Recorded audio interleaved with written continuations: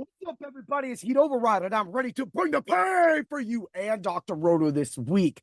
Sorry I had to take a week off. Unfortunately, I had some bad things happen. I don't want to read into it too much. My brother passed away. So, I had to just take a little time away, had to get my mind clear, but I've been working on something. And what I've been working on is doing an RDP Superstars list. And this is going to be the top five at all five positions in the NFL this year for the 2023. And this is going to be your standard IDP scoring, point a tackle, half point for a half tackle, so on and so forth from there. Now, I decided to throw this list together because I wanted to highlight a lot of these players.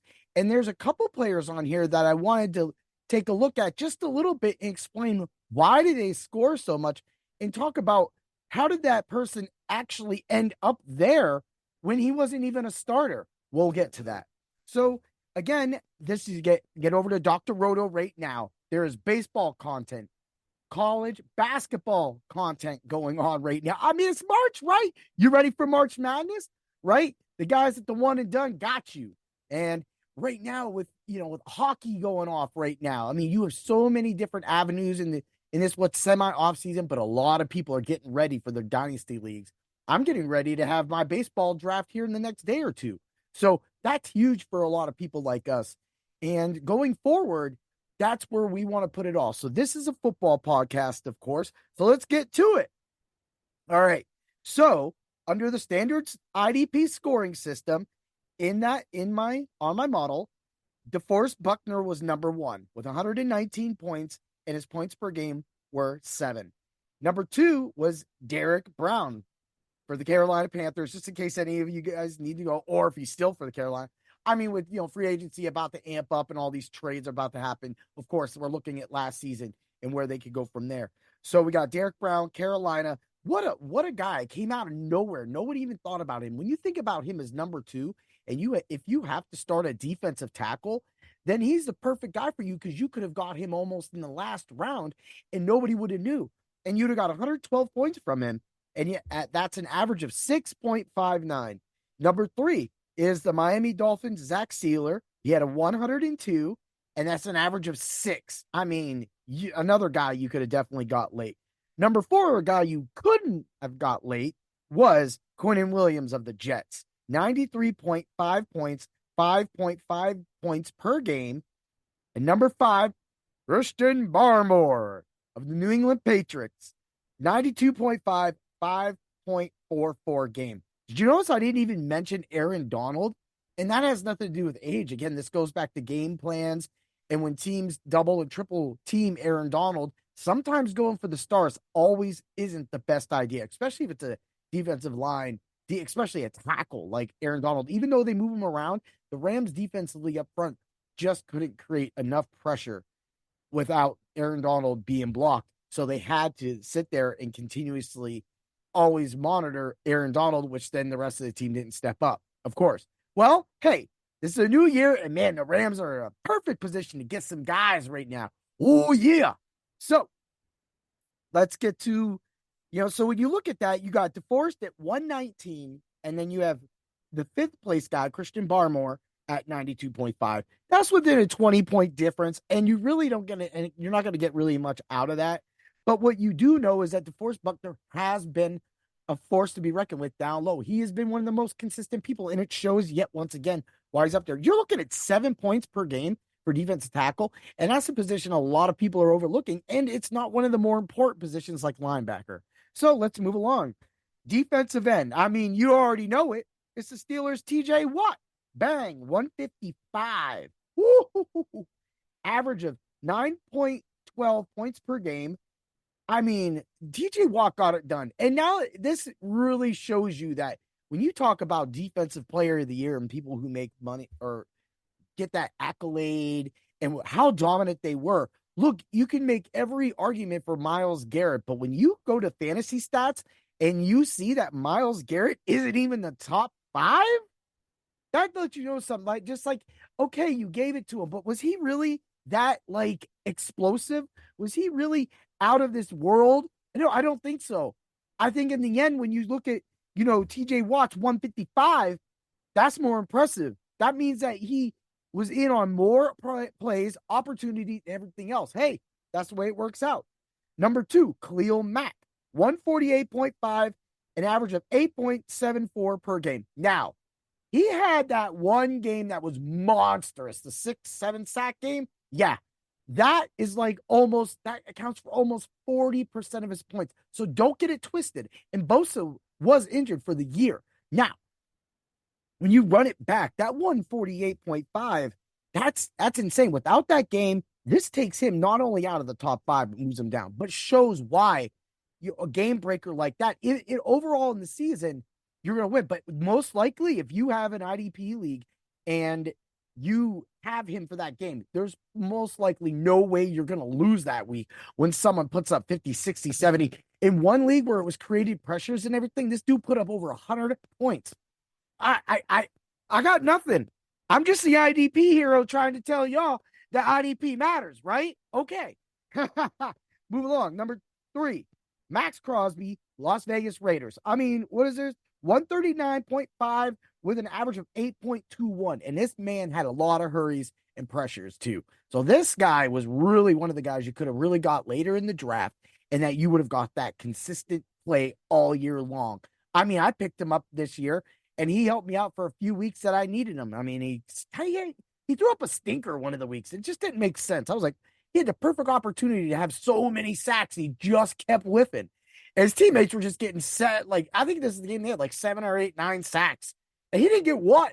It was like everybody else had sacks. So, that's crazy. But it wasn't, but that's again, that's somebody that you can wait on, that you can, get in the back. Another guy you could wait on too was Daniel Hunter. 133 even, 7.82 per game. And then I'm going to move down to number 5, Josh Allen, Jacksonville, 122.5, 7.21. Now, if you notice that these guys are getting over 7. So if you can't get really, and you don't trust, a big game safety or that, and you're looking for more sacks, or your IDP league credits sacks at a higher point than interceptions, then you're definitely overall in the season, you're going to credit more sacks than anybody's going to get interceptions. I mean, we'll get to the guy who, of course, is number 1 in that position. But at the same time, if you don't get those touchdowns, then you're not getting any of those points. And it's just like another Khalil Mack situation where it almost moves them out of first place. You know what I'm saying? So that gives you guys, I mean, these guys right here are going to be high targets next year. So that's why I'm putting out this podcast right now before the draft. So you can see where these players go. If they get traded, then you get the draft picks, right? And if you get some, guys that come in that could do some damage, like you get a Chop Robinson as a backup to say, let's Josh Allen. I mean, I'm not saying that's going to happen, but if it happened, I mean, that's everything you'll need. So that being said, when you look at that is an important position. At the end, I'm going to rank the positions, of course. Let's go over to linebacker. And number 1, guy who outscored every tight end last year, but Sam Laporta. Boyce Olukun, 184 points. That's more than some third receivers, man. That's some wild, manly points, man. 10.82 per game. Just solid. Just draft him. He's number 1. Everybody's going to be after him. You already know it. He plays for Jacksonville, for right now. And I would love to see him come to LA, though. I mean, can you imagine him in Pittsburgh, though? And then having Cole Holcomb come back with TJ Watt, Highsmith. Ooh, woo, woo. I don't even want to think about it, right? We'll just move along. Number 2, the guy who surprised everybody, because there's another guy that surprises everybody on this list as well, too, is one of the top guys. And that is Bobby Wagner of the Seattle Seahawks, 177.5, 10.44 per game. That's solid. And again, a lot of people do forget about Bobby Wagner, but just like I said in my podcast last year, a lot of people gravitate to Bobby Wagner and grab him too early. That could leave you somebody like Roquan Smith, TJ Edwards, or Zaire Franklin, maybe even Boyce Olukun. You know how I love that man's name. Number 3, TJ Edwards. Woo! 171.5. And at the same time, you got a 10.09 average per game, man. He was just wrecking. Chicago's defense was wrecking. I told y'all, man. Dude, Stevenson was almost in the top 5 as well as cornerback. So what I always do as a defensive expert, and what I do on my podcast, a lot of my IDP hits of the week, if you notice, I will highlight multiple players in that game, and that's or on that team that week. So someone like, I'll do Cameron Bynum, and then I'll do Daniel Hunter last year for the Vikings. So that was giving you that 2 level, right? But I was suggesting those guys because in that games, that those guys were always going to show up, and that's I mean, you see the stats coming up real quick. Oh yeah, woo! Bring the pain. Ha ha! You thought I forgot about that. Number 4, this dude is just straight nasty. I love him. He's one of my favorite players on the whole team. And I love Josh Allen, the quarterback, right? It's Terrell Bernard. 170 points last year, 10-point average. I mean, what do you got more? This dude was everywhere wrecking bodies, dude. He was running through people. He was smashing. He was going for interceptions. He did it all. He wanted sacks. But he made sure that Buffalo was disrupted everything. Him not being in that game against Kansas City was so brutal for the Buffalo Bills. They were so injured, man. But things happen. Let's move along to number 5. It'll surprise you. It's Alex Singleton with a 168 average and a 9.88 average on the week. So, of course, he scored 168 for the year. A guy you can get super duper late. And if you're getting a guy 3 or 4 levels, and then you're going to grab your handcuffs to your running backs or wide receivers or another 3rd, 4th receiver, and then you come back around with Singleton, you're good the rest of the year. You're good with a guy like that. And I mean, defense is big in Denver, and there's no way it's not stopping. It's not stopping. So that's somebody, guys. I want to throw in number 6 was Zaire Franklin. He led the league in tackles. That's fine. He put up 166.5. But he had a 10.41 average. That average actually would put him to 3rd if you went for points per game. And again, it shows why that sometimes getting every tackle isn't the best, position. Sometimes having a linebacker or a player in the best position, like a cornerback that can take a pick 6 for a touchdown, that is what you're looking at sometimes as well, too. But man, Heat Override will always say linebacker over every position, because you always need that 7, 8, 9, 10 points, maybe 14 or 15 points. Wish your odds will be lower if you go with one of the other positions to score that higher average. So it's better to just be smart. But a lot of leagues do limit linebackers. The one league I'm in, you're only allowed to have one linebacker on the whole team. So it's an off week, you better have a good defensive end or safety or cornerback that's maybe returning kick returns. I got you there. You're going to hear that one. So let's move over to cornerback. We got DaRon Bland, Dallas. I mean, we already knew he was up number 1, 144 points, 0.5 points, and an 8.5 per game average. That actually makes him just as important as a defensive end. So that kind of moves up the cornerback position. And he had a great year. But again, if you take away half those touchdowns, the pick 6s that he had, you take that away, he slips bad. He slips. Like if you just take 3 away, he goes under the number 2 guy. And the number 2 guy is only the number 2 guy because of a certain reason. Number 2, Keyshawn Nixon of the Green Bay Packers. Oh, didn't you talk about him on your IDP Heats of the Week? Yes, I did. I'm the guy who brought him up to you when he was like 0.0001% owned in all leagues. But guess what? This dude put up 128.65 points. So when you see DaRon Bland at 144 and the closest guy is 128.65, and he's returning kickoff returns and punt returns, right? His average, though, and here's where it gets you, and this is what I'm talking about, because he's only really the nickel corner, and he got a little play because Alexander was out and then just playing mind games with the Packers, whatever he was doing, right? He only averaged 5.5 per game, and that's because he didn't really start. So if like the Packers move Alexander and keep Nixon and he gets a starting role, you could see him reduced at one of the positions, maybe the punt returns or maybe the kick return position he kind of gets pulled out of. So then you would see his average go up, but then you would lose those points. But that's really what got him up there. All those kick return yards and all those punt return yards that was credited in my league, I should have said, and on my model, is it equated to being better than some of the best corners in the game. People are going to say, L'Jarius Sneed. No. When it comes to fantasy football, it's somebody like Keyshawn Nixon, right? Number 3, Josh Metellus, Minnesota Vikings. Dude, 127.5. So Nixon barely beat him out. 7.5 per game. Again, you see the difference. You get a better average. But again, if Nixon steps in and can retain one of those, you'll be all right. So we'll flip it up. Metellus, again, was part of a Vikings defense that didn't really play good. So there was just a lot of points and a lot of tackles to go around. So everybody was just getting their points off. I mean, Daniel Hunter had a heck of a year, and hardly anybody even thought he was going to do as many sacks as he did. But, so that is what, again, when you take teams, you look at certain levels, you got a hero like, well, I mean, he's gone now, but you had Hunter, and then you have a guy that I'm going to get to. I already said his name is Cameron Bynum, but then you also have Metellus on the side. I mean, that's points, people. That's points. And if you have a league where you just stack all 3 of those guys, maybe, and then just go with a stronger defense, you're good. So let's move along. Number 4, my dude, Kenny Moore the second. Oh, yeah. Dude, 120.5, 7.53. I think people forgot how dominant Moore was, and it can be when he plays a full season solid and gets it starts and plays in there. That's my guy, man. He's on my dynasty league, and that man gets to start every year, every day. He has more starts than anybody other than like maybe Jalen Ramsey. And Jalen Ramsey was hurt. So it was more most of the year. But, that's being an IDP guy. I always have guys that when people are off and things like that. But that team is awesome. So that's, again, he is a solid play. And again, you're going to get him late because people forget. Again, well, now he's in the top 5.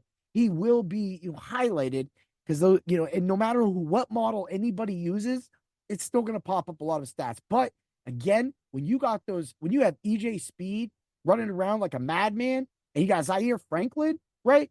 And then you have Buckner down low, and you got Moore. I mean, yeah, you good. You're good. Number 5, Javarius Ward, San Francisco. What a great year. 114 points, 6.7 average. I mean, woo! Isn't that awesome? I mean, San Francisco plays a hard defense, and Ward was part of that. He's a great tackling corner, and it shows again why, these guys step up. But when you get to 6.7 points, then you might want to take somebody like a defensive end. Like I would take Josh Allen, the defensive end, of course, over Javarius Ward. But I wouldn't take Josh Allen over someone like Kenny Moore the second, because it's going to be even right there. The sacks, but then the tackles will end up paying off because of that.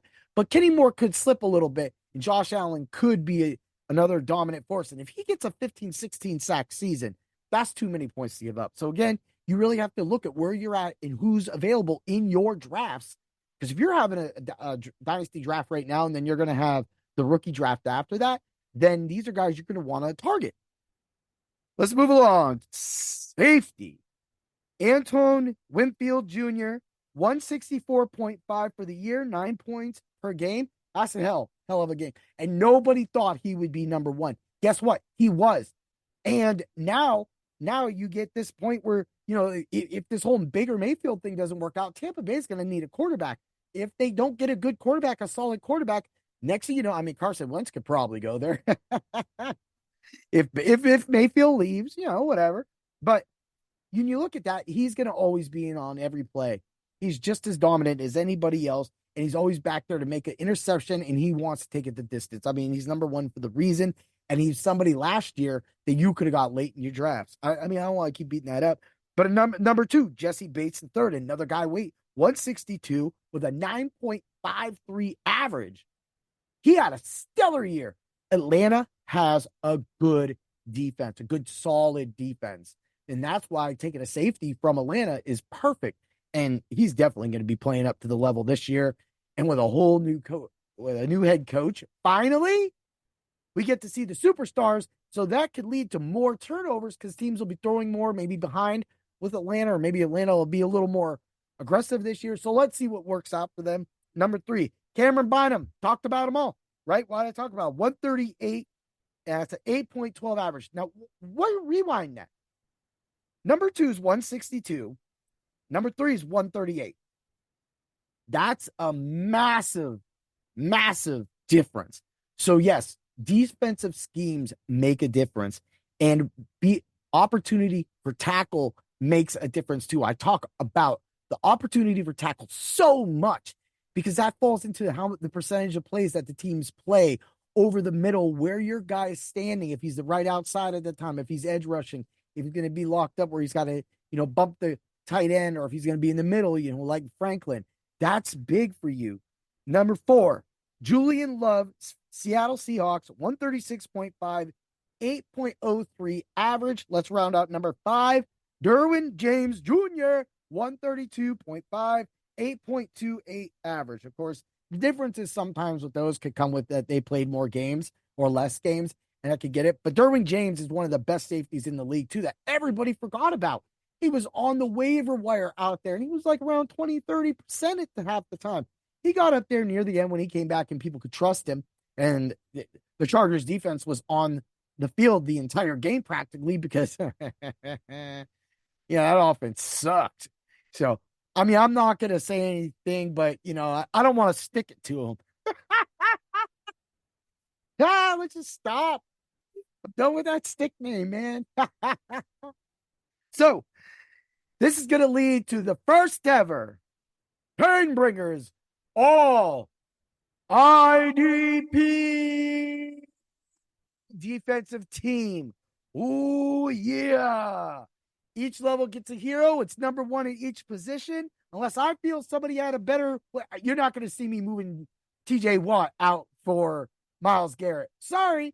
I mean, I can understand if I moved out Aaron Donald for somebody, but I'm not doing it. Number 1 of the All IDP team is DeForest Buckner. Congratulations, DeForest. You can pick up your award at drroto.com. You can email us at any time, ask for Heat Override, and I will tell you what your award is. It's most likely a Bring the Pain sticker. But if you want a cool Bring the Pain sticker, you might want that. You are number 1, buddy. Congratulations. Woo! Uh-oh. I hit my thing. All right, I'm back. Sorry about that with the people in the video and all that stuff. Sometimes I get a little crazy and I break things with my energy. Oh, yeah. Defensive end. Oh, IDP.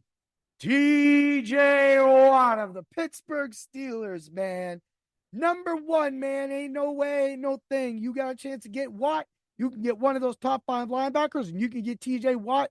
You most likely have a chance to win your IDP fantasy football league, or your defensive, your dynasty leagues, or your best ball leagues that allow IDP players. Yeah. Let's move along. Linebacker. What is it? Lagoon. Oh, yeah. Man, dude gets it. He gets it. He's number 1 player all time. Bro out here shutting down, man, shutting the whole offense down. And then he's scoring more points than the defensive players, making people like Travis Kelce look bad. He had more points than Travis Kelce in my league. How is that possible? It's possible because IDP matters. All right, I'm going crazy with the echo. Let's go. Cornerback, DaRon Bland. After the year he had, he more than well deserves an IDP All-Team Award of the Painbringer United. Welcome to Planet Painbringer, DaRon Bland. Hey, you're going to have to run it back and get your boy Diggs back too, man. You're going to be all right. You're going to be able to lock it down now. You won't get as many touchdowns, but you're good. Again, go to drroto.com, email us, look for Mr. Heat Override, and I will get you a Bring the Pain sticker. Oh, yeah. Because nothing says that you can bring the pain rather than, bring the pain sticker. Oh, yeah. Woo! Safety. Antoine Winfield Jr. Dude's getting it done. I don't care what anybody says. When you're number 1, you're number 1. You get the award. Buddy, you know the rule. You know the drill. Everybody knows. You're getting the sticker. Special teams. Yep. Keyshawn Nixon. So what I just did to you right there was I gave you, if you actually play in a league that has all 5 positions, and you miss out on Bland because people met out, you can put Nixon in there if his role remains the same, and you can have a chance at having one of the best IDTB plays of the year. Yeah, man, I'm going off. But hey, man, I hope everybody enjoyed this episode. I hope it was really cool, really fresh. to see it, break it down, and just go through these numbers and give out awards to these players and think about where would you have drafted them? Where are you drafting? Are you drafting right now while you're listening to this? Maybe not. I mean, I wouldn't listen to a podcast during a draft, but I would do a podcast during a draft. Oh, yeah, everybody. So get over to Dr. Roto. We got content going out. Jeremy's been killing it with all of his content. And of course, with everything out, you got your seasonal content coming out. You have, again, baseball. You coming out right now. Lou is killing it. Man, so many different articles are coming out from so many different people. There's literally 4 or 5 articles hitting the website today. So get the Dr. Roto. Remember, code word Doc get you a thing, and get over to Bring the Pain on Spreaker. Like, follow, and get to my Facebook page as well and my YouTube page as well. That way you can be part of it. I have a supporters club for a couple bucks a month. You can get all of my things that make me a jerk. All right, I did it one more time. So get to it. And always remember when you're drafting to bring the pain. Ooh, yeah. Woo! May the picks be with you, everybody, and let's get ready for some free agency. Dig it? Yeah.